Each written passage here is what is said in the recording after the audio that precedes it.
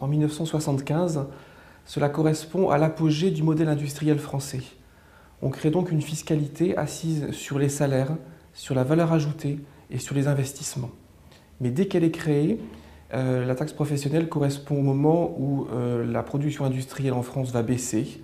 Elle comprend donc dès son origine ces difficultés que nous avons rencontrées pendant quasiment 40 ans, puisqu'elle a été réformée 68 fois en 35 ans. Lorsqu'un impôt nécessite d'être modifié quasiment 2 fois par an pendant 35 ans, la question même de son existence se pose. La deuxième raison qui a prévalu à la disparition de la taxe professionnelle provenait du fait que l'État était devenu le premier contribuable de la taxe professionnelle. Il en payait plus de 40%.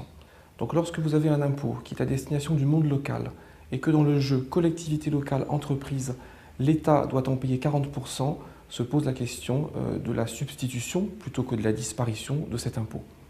C'est ce qui a été décidé en 2009 et mis en place en 2010, où on a substitué à la taxe professionnelle une imposition qui est assise sur le foncier des entreprises, c'est la cotisation foncière entreprise, sur la valeur ajoutée des entreprises, plus une imposition sur les entreprises de réseau. La grosse nouveauté vient du fait que ce qui a remplacé la taxe professionnelle est perçu au niveau national et ensuite redistribué dans les collectivités locales. Donc, pour cette imposition liée au monde de l'entreprise, les collectivités locales ne maîtrisent plus le taux de la taxe professionnelle, et c'est l'État qui le redistribue chaque année. Cette réforme profonde a eu un coût très important pour les finances publiques, en première année de l'ordre de 7 milliards d'euros.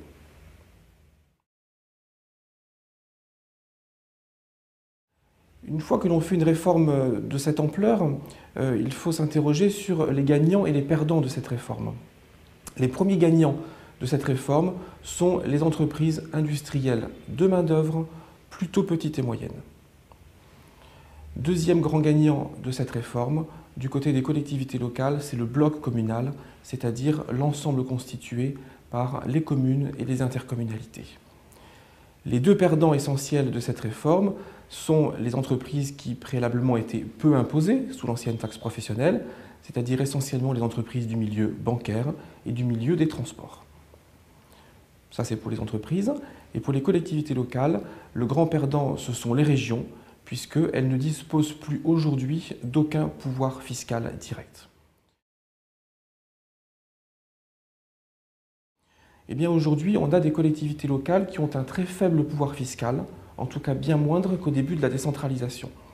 Les régions ne l'ont plus, les départements en bénéficient encore pour la taxe sur le foncier bâti, c'est-à-dire lorsque vous construisez un bâtiment, qu'il soit d'habitation, qu'il soit pour une entreprise, et le bloc communal en bénéficie encore pour ce qu'on appelle la taxe d'habitation, c'est-à-dire lorsque vous résidez sur un endroit. On se trouve donc aujourd'hui, en ce début des années 2010, avec une fiscalité d'entreprise qui est prélevée au niveau de l'État et redistribuée dans les collectivités locales, et une fiscalité liée sur les particuliers pour habiter et les particuliers et les entreprises pour posséder un bien immobilier qui nécessite d'être réformée pour que, selon certains, les collectivités aient plus d'autonomie et pour d'autres, pour que cet impôt soit réparti de façon plus juste sur les territoires. Et ça serait donc la conclusion.